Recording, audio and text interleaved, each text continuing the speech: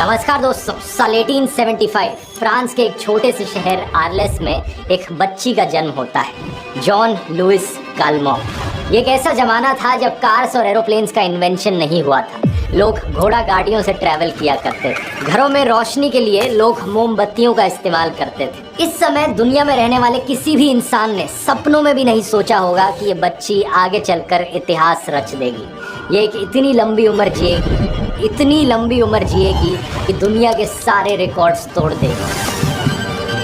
साल 1889 लुइस सिर्फ 14 साल की लड़की थी जब पेरिस के शहर में आईफिल टावर बनकर खड़ा हुआ। साल 1896 जब लुइस ने 21 साल की उम्र पर शादी करी, तब Mahatma Gandhi just South Africa move किए थे। By the way, Mahatma Gandhi की उम्र सिर्फ 6 साल ज्यादा थी लुइस के कंपैरिजन में।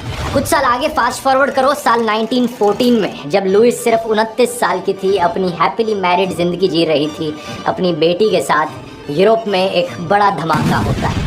वर्ल्ड वॉर 1 की शुरुआत होती है।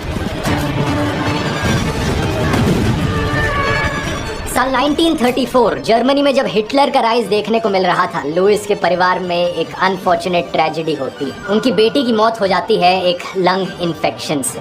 इस वक्त वो 59 साल की थी। 59 साल एक ऐसी उम्र है जब ज्यादातर औरतों के लिए नानी दादी बनने की उम्र हो जाती है। लेकिन लुइस ने कभी खुद भी इमेजिन नहीं किया होगा कि उनका लाइफ टाइम अभी आधा भी कंप्लीट नहीं हुआ था। साल 1942 वर्ल्ड वॉर 2 पूरे जोरों शोरों से यूरोप में चल रही थी। करोड़ों लोगों ने अपनी जान गंवाई इस वॉर में। करोड़ों लोग अपने परिवार से बिछड़ गए और लुइस के घर पर भी ऐसा ही कुछ हुआ। जब वो 64 इयर्स की थी, वो अपने हस्बैंड को खो देती है। साल 1947 प्रधानमंत्री नेहरू देश का झंडा लहराते हैं। इंडिया को आज़ादी मिलती है ब्रिटिश से। लुइस की उम्र इस वक्त थी 72 साल और वो जाने अनजाने में इतिहास के पन्ने पलटते हुए देख रही थी। उनके जीवन में घोड़ों को गाड़ियों से रिप्लेस किया जा चुका था, मोमबत्तियों को बिजली से। साल 1969 में जब वो अपना 94th बर्थडे मनाती हैं, इंसान चांद पर कदम रखते हैं। साल 1985 राजीव गांधी को एक ऐतिहासिक जीत मिलती है इंडियन इलेक्शंस में। इंडिया में आईटी रेवोल्यूशन की जस्ट शुरुआत होने वाली थी। इस समय लुइस की उम्र थी 110 साल। अभी तक वो खुशी खुशी अपने घर में रह रही थी, लेकिन इस